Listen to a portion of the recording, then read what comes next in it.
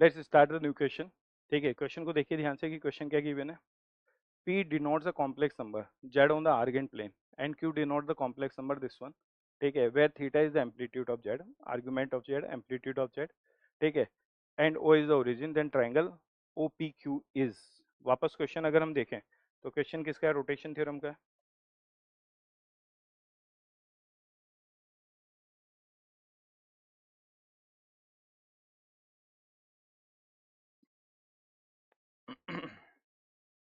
हाँ भाई, सबसे पहले मेरे पास एक कॉम्प्लेक्स नंबर जेड दे रखा है जिसका एम्पलीट्यूड हम लोगों को कितना दे रखा है, थीटा दे रखा है, और एक और कॉम्प्लेक्स नंबर दे रखा है। ठीक है, तो हम लोगों को जब ये कॉम्प्लेक्स नंबर, चलो हम जेड वन मान लेते हैं, तो जेड वन थोड़ी देर के लिए मैंने मान लिया Z one equal to Z, और ये वाली क्वांटिटी क्या है, आर।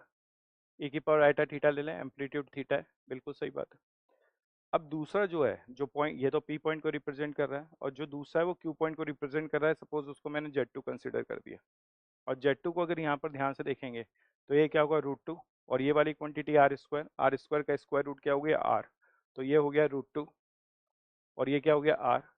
ठीक है, और ये वाली क्वांटिटी क्या हो गई, सिस, मतलब ई की power iota pi by four plus theta.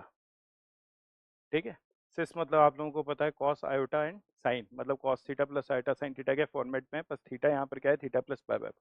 आप दोनों कॉम्प्लेक्स नंबर को देखो, अगर आप दोनों कॉम्प्लेक्स नंबर को देखते हो तो आपको वापस, ठीक है, एक रिलेशन नजर आ रहा है। ठीक है, कि अगर हम लोग यहाँ पर देखें तो अगर मैं modulus of Z two upon modulus of Z one करता हूँ, ठीक है, तो मॉडुलस ऑफ जेड टू क्या है, रूट टू आर है, और मॉडुलस ऑफ जेड क्या क्या दे रखा है हम लोगों को, आर दे रखा है।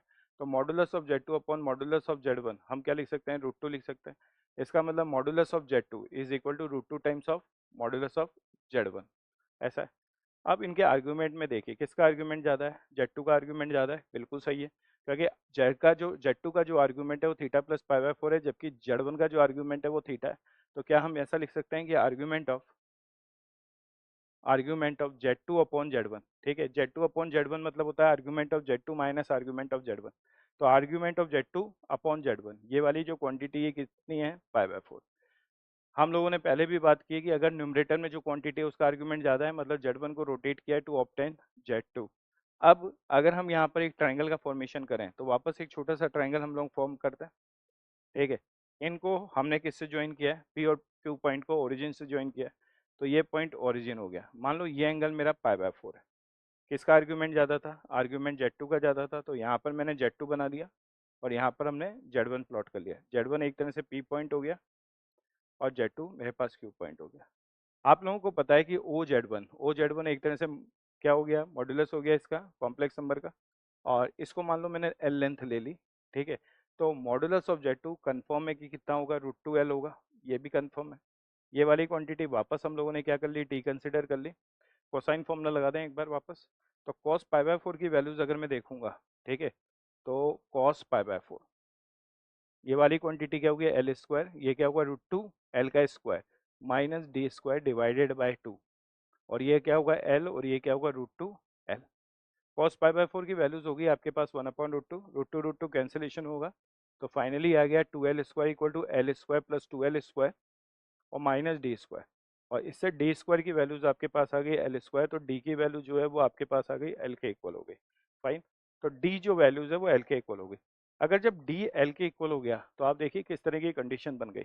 अगर डी की वैल्यू जो है वो अगर एल के इक्वल हो गई है, ठीक है, तो आपके पास इस डायग्राम में ये वाला लेंथ कितना आ गया, एल लेंथ आ गया। ये एंगल पाई बाय फोर है, तो ऑब्वियस सी बात है दोनों लेंथ बराबर है, तो ये वाला एंगल भी कितना हो जाएगा, पाई बाय फोर, और ये दोनों एंगल पाई बाय फोर है, तो ये एंगल क्या हो जाएगा, पाई बाय टू। ओके, तो अगर मैं इस ट्राइंगल को देखूंगा तो ये ट्राइंगल मुझे किस तरह का नजर आएगा, राइट एंगल आइसोसेलेस ट्राइंगल।